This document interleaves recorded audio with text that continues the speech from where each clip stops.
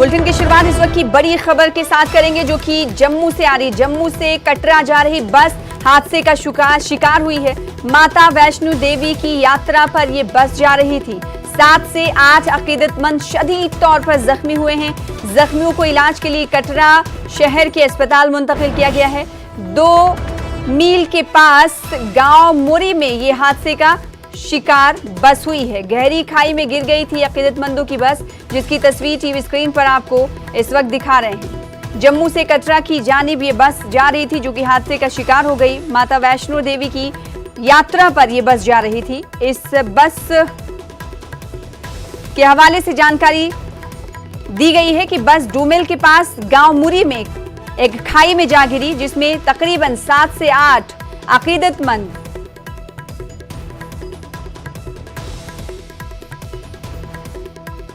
जख्मी हुए हैं। इनको इलाज के लिए शहर के कटरा अस्पताल में लाया गया है।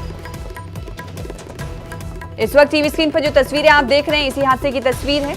इस बस में जाहिर सी बात है बहुत सारे मुसाफिर सवार रहे होंगे, लेकिन 7 से 8 तकरीबन मुसाफिरों की तादाद बताई जा रही है, जिनकी हालत इस वक्त नाजुक बनी हुई है, जिन्हें कटरा अस्पताल मुंतकिल किया गया है इलाज और मुआलजा के लिए।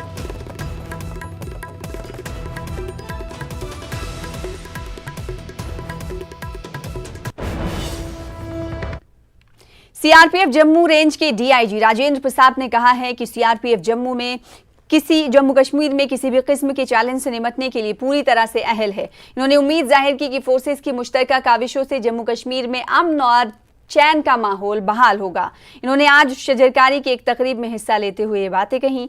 सीआरपीएफ ने जम्मू में तकरीबन 1 लाख पेड़ लगाने का निशाना मुकर्रर किया है। इसी सिलसिले को आगे बढ़ाते हुए सीआरपीएफ की 38वीं बटालियन ने डिस्ट्रिक्ट पुलिस लाइंस सांबा में 500 के करीब पेड़ पौधे लगाए। इस तकरीब में एसएसपी सांबा राजेश शर्मा भी मौजूद थे। कश्मीर में हम आतंकवाद से लड़ रहे हैं, दूसरी तरफ जो आज देश की प्रमुख समस्या बताई जाती रही है नक्सलवाद, वहाँ पर भी पूरा सीआरपीएफ का नियंत्रण बना हुआ है। और नॉर्थ ईस्ट में जाएं तो इंसर्जेंसी पर भी हमारा काबू है। जहाँ तक जम्मू और कश्मीर की बात है, 370 ये मेरे बताने से नहीं, आप लोग खुद महसूस कर रहे होंगे कि उसके पश्चात कानून और व्यवस्था में कितना सुधार हुआ है। और आज की डेट में सीआरपीएफ प्रमुखतया, क्योंकि हम यहाँ पर डिप्लॉयमेंट हैं, साथ ही साथ और भी सिक्योरिटी फोर्सेस और स्थानीय पुलिस सारे कंधा से कंधा मिला करके आगे बढ़ रहे हैं। और मुझे उम्मीद है कि ये आने वाले दिनों में पूर्णतया अमन चैन कायम होगा। जिला सांबा में सरहदी इलाके के गांव बनगलाड में एक काफी पुरानी जंग आलूद एंटी टैंक माइन बरामद हुई है। टैंक शिकन बारूदी सुरंग खेत में लगी हुई थी। जानकारी मिलते ही सांबा पुलिस और बीएसएफ ने इस बारूदी सुरंग को अपने कब्जे में ले लिया है। बम डिस्पोजल स्क्वाड ने सरहद के करीब खेतों में इस बारूदी सुरंग को नाकारा बनाया।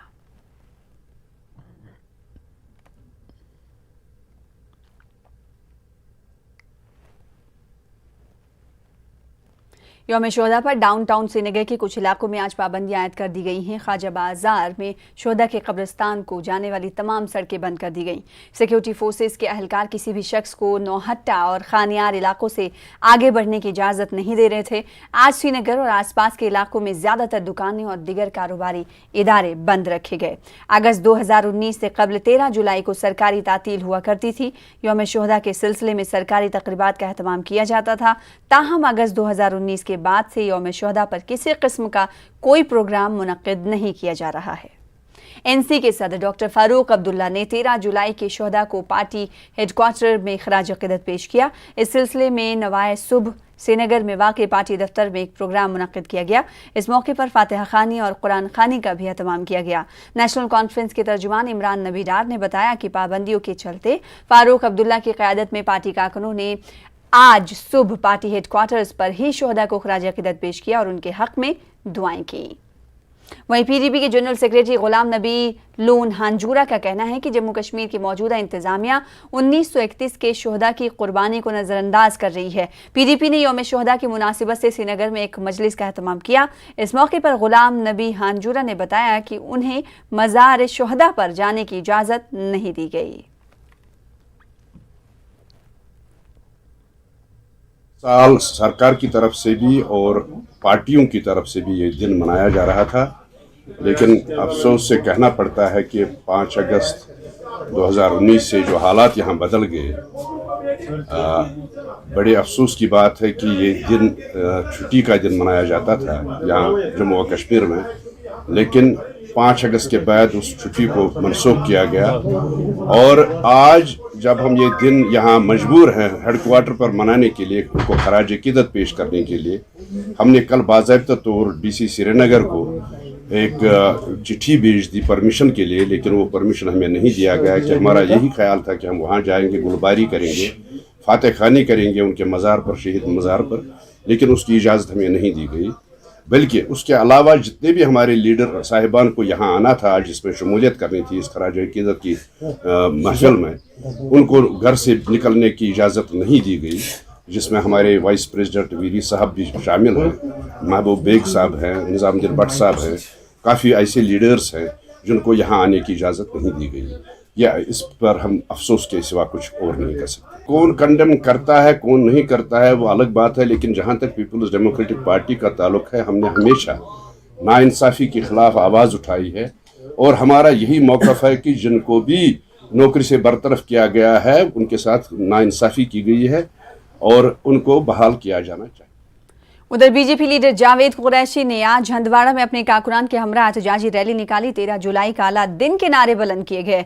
इन्होंने 13 जुलाई 1931 के दिन को यौम स्याह करार दिया। जावेद कुरैशी के मुताबिक आज ही के दिन कश्मीर में दहशतगर्दी ने जन्म लिया था।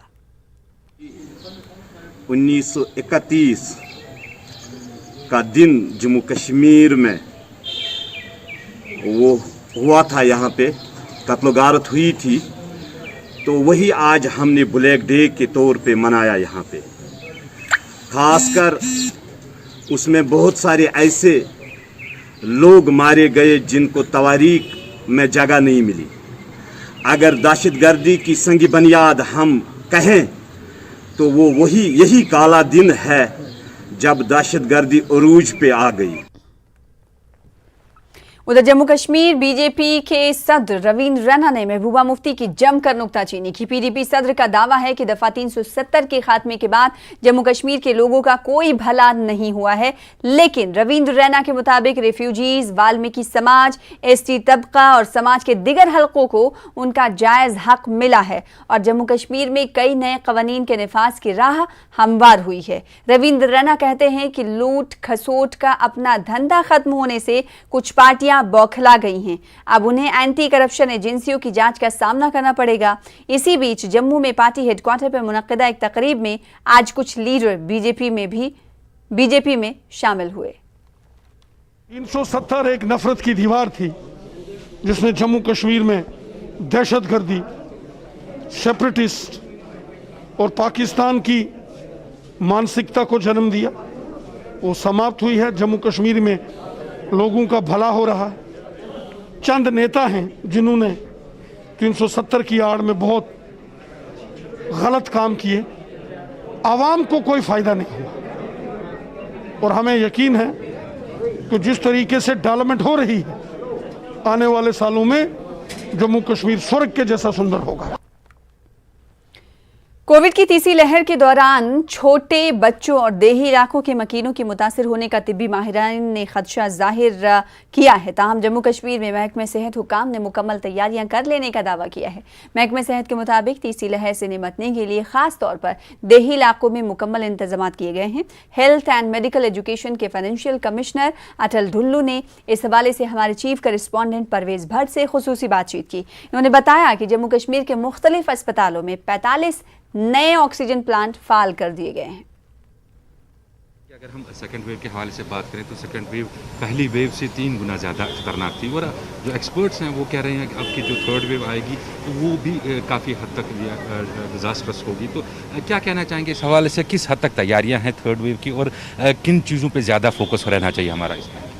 सबसे पहला फोकस तो हमारा रहना चाहिए कोविड अप्रोप्रिएट बिहेवियर पर। मास्क पहनना, 2 गज़ की दूरी, अपने हाथ बार बार धोना, अगर ये करेंगे तो थर्ड वेव की गुंजाइश कम हो जाती है। तो सबसे इम्पॉर्टेंट अगर कोई चीज़ हमारे सामने है जो हम कर सकते हैं, हमारे हाथ में है, वो कोविड अप्रोप्रिएट बिहेवियर ही है। और दूसरी चीज़ है वैक्सीनेशन। जितना जल्दी हम अपना वैक्सीनेशन कराएंगे, जैसे जैसे हमारी बारी आती है, पूरी पॉपुलेशन का वैक्सीनेशन होगा, उससे भी थर्ड वेव के आने के चांसेस कम हो जाते हैं। बाकी जो तैयारी अस्पतालों में करनी है उसकी कदम उठ रहे हैं, वो चल रहे हैं, वो हम कर रहे हैं, तैयारियां कर रहे हैं। मगर सबसे इम्पोर्टेंट जहाँ पर पब्लिक का कोऑपरेशन हमको चाहिए वो चाहिए कोविड अप्रोप्रिएट बिहेवियर में। तो थर्ड वेव के हवाले से कहा जा रहा है कि बच्चे ज़्यादा इफेक्ट होंगे और जो रूरल एरियाज़ है वहाँ पे ज़्यादा, तो इन चीज़ों पे फोकस खास रहेगा क्या?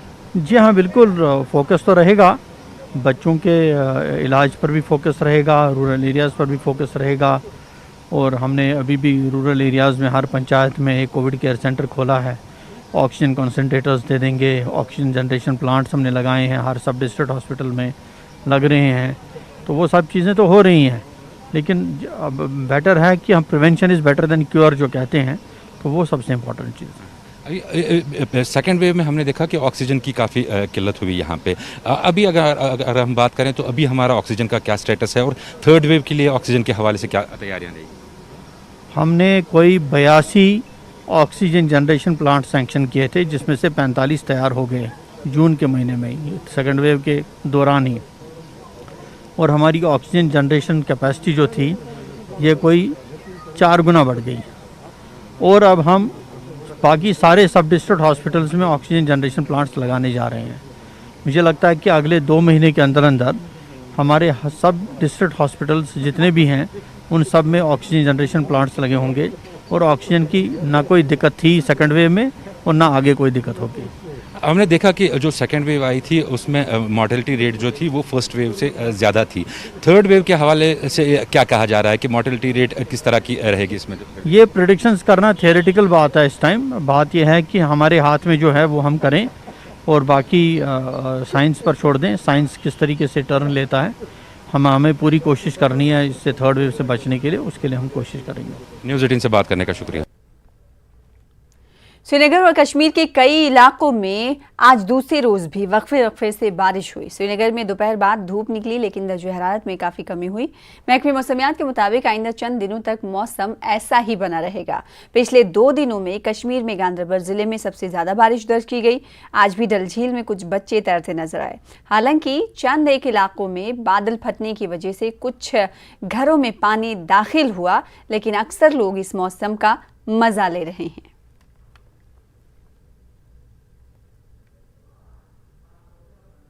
गर्म मौसम करान स्नान वनकस थोड़ा ठंड मौसम अवे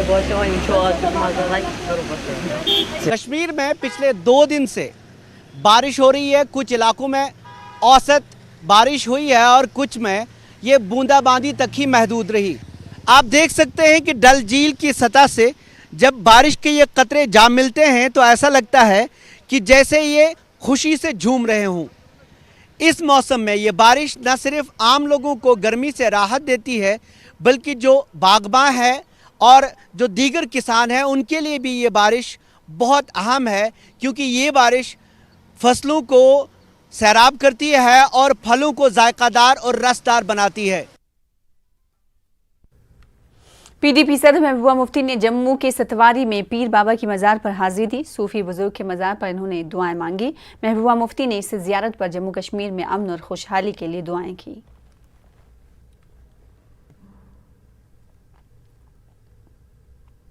फिलहाल इसी के साथ रुकेंगे छोटे से ब्रेक के लिए। कुछ और खबरों के साथ जल्द लौटेंगे।